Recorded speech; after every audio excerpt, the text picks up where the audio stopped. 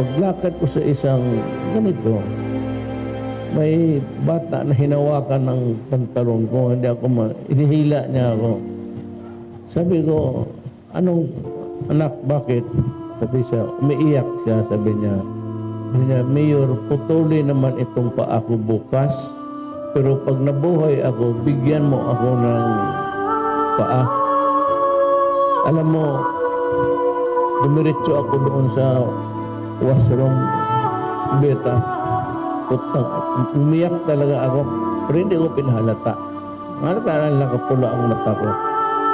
Pinalikan ko ang bata, sabi ko, tandaan mo, pag wala akong maibigay sa iyo ng paa, itong isang paa, ipalipat ko sa iyo.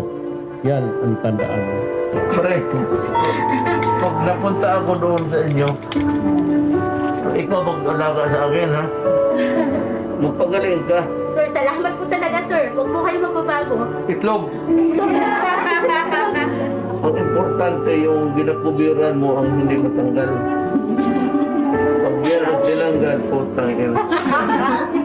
Pati ako iiyak. Ang sabi ko kay Sir, alam mo, si President Duterte, he is not just a name. He is not just a person. He is not just a president.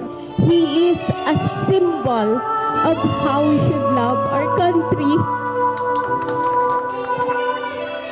Ako kasi empleyado lang ng gobyerno, sa national government. And so whenever I get a crowd, of course, sa Pilipino lang ako nagbabaw. O respeto, as a trabahante, nagbabaw ako. Ngayon po, sibilya na ako. Hindi na ninyo ako trabahante. Pareho-pareho na tayo. Pagbabay-babay talaga.